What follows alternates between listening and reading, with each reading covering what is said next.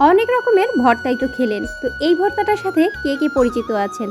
দেখুন তো কি কি উপকরণ দিয়ে আমি এই ভর্তাটা বানিয়ে নিলাম। এই ভর্তার প্রধান উপকরণ হলো কচুর ফুল, যা এই বর্ষাকালে পাওয়া যায়। তো এই কচুর ফুল কাটার একটা টেকনিক আছে। প্রথমেই এই মোটা অংশটাকে হালকা করে একটু ফাটিয়ে নিতে হবে, এরপরে মাথাটা ধরে টান দিলেই বের হয়ে আসবে। তো এরপরে আমি ওই যে কলির অংশটা ওইটা ফেলে দিব, আর হচ্ছে কচুর ফুল আর গোড়ার অংশটা আমি ছোট ছোট টুকরো করে কেটে নিয়েছি। সুন্দর করে ধুয়ে সামান্য একটু পানি আর লবণ দিয়ে এগুলোকে সিদ্ধ বসিয়ে দিয়েছি। ঢাকনা দিয়ে দিয়েছিলাম, একটু পরপর আমি এগুলোকে নেড়ে চেড়ে খুব ভালোভাবে সিদ্ধ করে নিয়েছি। তো সিদ্ধ করা হয়ে গেলে এটা এক সাইডে রেখে দিচ্ছি। এখন আমি একটা স্পেশাল মশলা তৈরি করে নিচ্ছি। তো এখানে নিয়েছি আস্ত ধনিয়া, জিরা আর শুকনো মরিচ। এগুলোকে খুব সুন্দরভাবে ভেজে ক্রাশ করে নিচ্ছি। তবে খেয়াল রাখতে হবে সম্পূর্ণ যেন গুঁড়ো গুঁড়ো না হয়ে যায়। তো সিদ্ধ করে রাখা কচুর ফুলগুলোকেও আমি একটু ম্যাশ করে নিয়েছি। এরপরে গরম তেলে দিয়ে দিয়েছি রসুন, পেঁয়াজ, শুকনো মরিচ, কাঁচা মরিচ। তো সবগুলোকে আমি খুব সুন্দরভাবে হালকা লাল লাল করে ভেজে নিয়েছি। এরপরে সেই ম্যাশ করে রাখা কচুর ফুলগুলো দিয়ে দিয়েছি পরিমাণ মতো লবণ আর হলুদ।